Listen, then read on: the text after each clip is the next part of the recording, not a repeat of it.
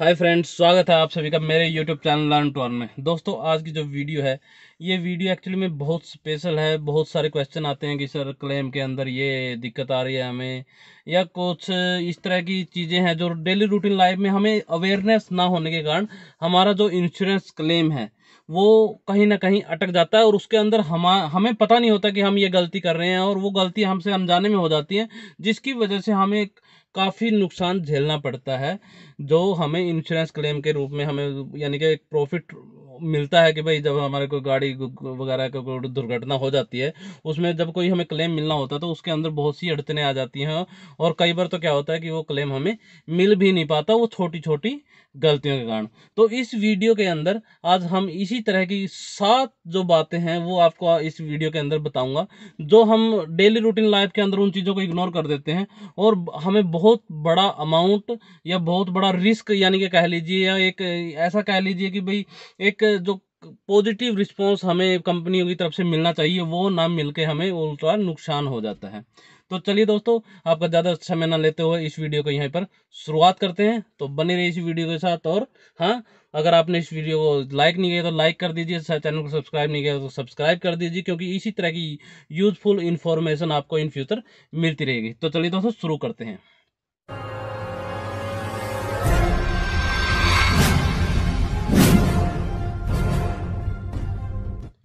तो दोस्तों, इसके अंदर सबसे पहले जो रीजन की बात करते हैं हम, सबसे पहला रीजन होता है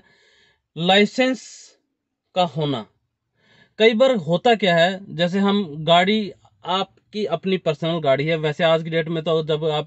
कोई भी गाड़ी परचेज करते हैं और आपके नाम पे उस गाड़ी को चढ़वाते हैं तो एक लाइसेंस की कॉपी आपसे मांगी जाती है। तो आप वो आपके लिए तो ठीक है, क्योंकि आपके पास लाइसेंस है तो आपको कार मिल गई है। लेकिन होता क्या है, कई बार हम अनजाने में ही सही, अनजाने में या कई बार गलती ऐसे हो जाती है कि हम हमारे रिलेटिव को, हम किसी यार दोस्त को अपनी खुद की गाड़ी को उसको यानी कि सिखाने के पर्पज से गाड़ी को दे देते हैं जिसके पास अभी तक लाइसेंस नहीं है। और उस दौरान अगर कुछ दुर्घटना हो जाती है तो वो चीज यानी कि एक बड़ा कारण बनती है कि भाई उसके उस आदमी के पास या जिसको आप सिखा रहे हैं उसके पास एक लाइसेंस नहीं है, और जिसकी वजह से आपका जो इंश्योरेंस क्लेम है, जो आप चाहते हैं कि इंश्योरेंस कंपनी से हमें मिल जाएगा, तो वो कहीं ना कहीं इस मामले में रुक जाएगा, क्योंकि आपको ये प्रूव करना पड़ेगा कि ये गाड़ी आप ही ड्राइव कर रहे थे और आपकी की वजह से ही ये चीज़ हुई है। तो नेक्स्ट जो इसके अंदर कारण आता है दोस्तों, वो है आरसी का। तो ट्रांसफ़र हम करवा लेते हैं, यानी कि ट्रांसफ़र ऑफ आरसी। ये एक नॉर्मल बात है। जैसे ही हम कोई सेकंड हैंड व्हीकल लेते हैं, सेकंड हैंड व्हीकल लेते ही हम सबसे पहले हमारे दिमाग में एक ही चीज़ आती है, यार आरसी हमारा वो कर देना,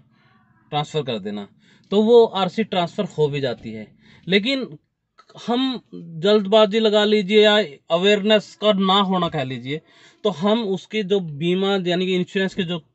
डॉक्यूमेंट्स वगैरह हैं, पॉलिसीज हैं, उसके अंदर हम हमारा जो नाम है ओनरशिप चेंज नहीं करवाते, जिसकी वजह से हमें कोई डैमेज होने पर वो इंश्योरेंस क्लेम कंपनियों की तरफ से नहीं मिल पाता, और अगर मिलता भी है तो बहुत भाग दौड़ करनी पड़ती है, तब जाके आपको क्लेम मिलेगा।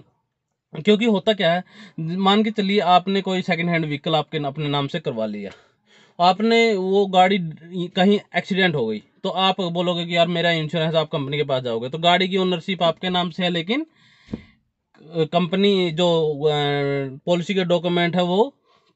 दूसरे बंदे के नाम है जिससे आपने वो गाड़ी खरीदी है। तो आप सोचोगे कि यार उस बंदे को बोलता हूँ कि भाई वो मेरे को क्लेम बना के दे देगा, तो वो आप उस वो बंदा जब पॉलिसी के डॉक्यूमेंट लेके गाड़ी के पास जाएगा, उसके एक इंश्योरेंस कंपनी के पास जाएगा, तो इंश्योरेंस कंपनी बोलेगी कि आपके नाम से तो ओनरशिप गाड़ी की चेंज हो चुकी है, तो ये आपका नहीं हो सकता। इस तरफ से, दोनों तरफ से यानी कि आप प्रॉब्लम में आ सकते हैं। तो कृपया करके इस तरह की छोटी छोटी गलतियां ना करें। जब भी आप कोई सेकंड हैंड व्हीकल परचेज करते हैं तो आप गाड़ी के जितने भी डॉक्यूमेंट हैं वो अपने नाम पर ट्रांसफर करवा लीजिए, इसके अंदर ज़्यादा टाइम और वक्त नहीं लगता। नंबर तीसरे बात करते हैं दोस्तों हम, जो आज का एक ट्रेंड चला हुआ है कि हम जैसे मेट्रो सिटी में रहते हैं या जहाँ पर भी हमें लगता है कि यार गाड़ी के अंदर एक मॉडिफिकेशन हो सकता है, तो हम वो मॉडिफिकेशन कराने में यानी कि बिल्कुल भी सोचते नहीं है, जरा सा भी नहीं सोचते। जैसे कि भाई पेट्रोल व्हीकल है कोई, पेट्रोल की शिफ्ट है, पेट्रोल की डिजायर है, तो हम उसके अंदर CNG installation, LPG kit installation और कोई भी कस्टम चेंजेज जो यानी कि वो अपनी जो कार की बनावट को चेंज कर देती है, थोड़ा सा लुक इन्हेंस करने के चक्कर में या कुछ माइलेज के चक्कर में हम इस तरह की मिस्टेक्स कर देते हैं, जिसकी वजह से अगर इन फ्यूचर कोई एक्सीडेंट हो जाता है तो वो कंपनी, अगर आपने वो मॉडिफिकेशन को इंश्योरेंस पॉलिसी के अंदर इंटर नहीं करवाया है, उनको इंटीमेट नहीं किया है और कोई भी एक्स्ट्रा अमाउंट पेड नहीं किया है, तो आपको इस चीज़ के बारे में बहुत दिक्कत आएगी इन फ्यूचर। क्योंकि होता क्या है, जब आप कोई भी मॉडिफिकेशन करवा लेते हैं उसके बारे में कंपनी को तो कोई पता नहीं है कि कंपनी यानी कि सर्टिफाई करेगा। अगर आपने मान के चलो सीएनजी किट लगवा ली और उसके अंदर आपने कंपनी को बता दीजिए कि मैंने अपने गाड़ी के अंदर सीएनजी किट लगवा ली है, आपने आरसी में सीएनजी किट सीएनजी करवा दिया है और इंश्योरेंस के पेपर्स के अंदर भी सीएनजी करवा दिया, तो आपको कोई प्रॉब्लम नहीं है। लेकिन हम ये चीज़ ये समझ लीजिए, अवेयरनेस ना होना ही एक सबसे बड़ा कारण है इसका। तो आप कृपया करके जब भी इस तरह के मॉडिफिकेशन आपकी अपनी गाड़ी के अंदर करवाएं तो उसको यानी कि अपने डॉक्यूमेंट्स, कार के जितने डॉक्यूमेंट्स उसके अंदर इंटर करवाना ना भूलें। इसके बाद नेक्स्ट आता है दोस्तों, जो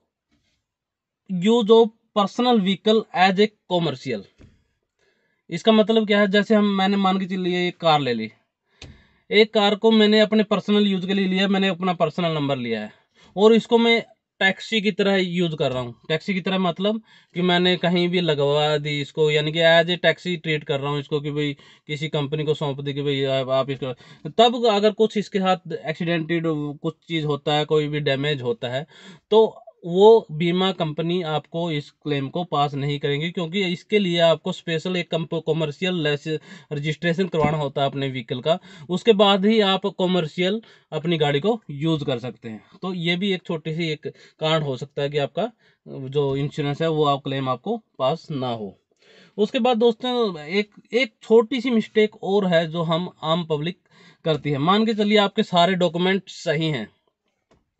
आपका गाड़ी, आप रोड पे चल रहे हैं, आपके साथ कोई दुर्घटना होगी, आपकी गाड़ी का कुछ चीज़ डैमेज हो गया, तो डैमेज होने के बाद आप जो यानी कि विद इन 48 टू 72 आवर्स के अंदर अगर आप कंपनी को इंटीमेट कर देंगे कि भाई मेरी गाड़ी के अंदर ये प्रॉब्लम आ चुकी है, तो शायद आपकी गाड़ी के लिए यानी कि आपको इंश्योरेंस क्लेम बहुत आसानी से मिल जाएगा। लेकिन होता क्या है कि हम कोई भी चीज़ गाड़ी का डैमेज हो गया है तो हम उसको क्या है एक तो नंबर वन तो हम उसको इंटीमेट करते नहीं हैं,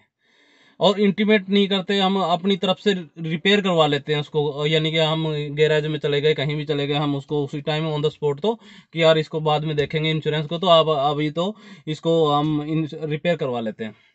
और रिपेयर करवाने के बाद भी आप थोड़ा टाइम लगा के उसको इंश्योरेंस कंपनी को बताते हो, जिसके अंदर आप एक बिना अपनी छोटी सी अवेयरनेस के कारण आप मुश्किल में पड़ जाते हो और आपका जो क्लेम है वो कहीं ना कहीं अटक जाता है। तो हो जितना हो सके, जैसे ही आपकी गाड़ी मान के चलो कहीं कभी भी ऐसी कोई गड़बड़ हो जाए, डैमेज हो जाए गाड़ी, तो विद इन 48 से 72 आवर्स के अंदर आप कंपनी को इंटीमेट कीजिए और गाड़ी के एक्चुअल कंडीशन के बारे में बताइए कि ये गाड़ी यहाँ पर एक्सीडेंट हुई है। क्योंकि आज आज की डेट में ऑन द स्पॉट जितने भी रिप्रेजेंटेटिव होते हैं इंश्योरेंस कंपनी के, वो ऑन द स्पॉट गाड़ी को देखने के लिए, इंस्पेक्शन करने के लिए पहुंच जाते हैं और वो अपना एक फॉर्म फिलअप कर देते हैं, जिससे कि आपको कोई दिक्कत इन फ्यूचर होती नहीं है। ये भी एक छोटा सा कारण है। इसके अलावा दोस्तों एक चीज़ और है, जैसे कई बार क्या है, नेग्लिजेंसी भी हम कर देते हैं। मान के चलिए आप गाड़ी ड्राइव कर रहे हैं, आपकी गाड़ी बिल्कुल डैमेज हो चुकी है, लेकिन 1% वो मूव कर सकती है, तो आप क्या करेंगे, उस गाड़ी को 1% के चक्कर में आप गैराज तक ले जाने की कोशिश करते रहेंगे उसको, कि भाई छोड़ चलो यार, तो गैराज तक पहुंचे, गैराज तक पहुंचे, और गैराज तक पहुंचते पहुंचते वो यानी कि बिल्कुल खत्म हो जाती है। तो वो एक नेग्लिजेंसी का पार्ट होता है कि भाई जब आपने गाड़ी ठुकी थी तो अब आपका डैमेज था, इतना ज़्यादा नहीं था, लेकिन जैसे आप 10-15 किलोमीटर उसको उसी हालत में लेके गए तो उसकी हालत और ज़्यादा ख़राब हो गई, जो अभी बिल्कुल भी ठीक नहीं है। तो इसलिए उसके कारण भी आपका जो इंश्योरेंस क्लेम है वो थोड़ा सा डिले हो सकता है। हाँ शायद ये नहीं होगा कि भाई बिल्कुल ही आपका क्लेम ना हो, लेकिन ये है कि आपको थोड़ी ही प्रॉब्लम फेस हो सकती है। इसके बाद दोस्तों बात करते हैं हम जो ड्राइविंग विद अल्कोहल, यानी कि हम जब अल्कोहल यानी कि शराब नशा, कोई भी नशा करके गाड़ी को ड्राइव करते हैं और कुछ मिस हैपनिंग हो जाती है उस टाइम,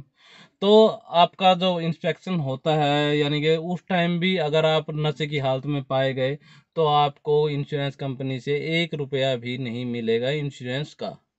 तो इसलिए इन छोटी छोटी चीज़ों को थोड़ा सा अगर आप अपनी डेली रूटीन लाइफ के अंदर एक छोटा सा अवेयरनेस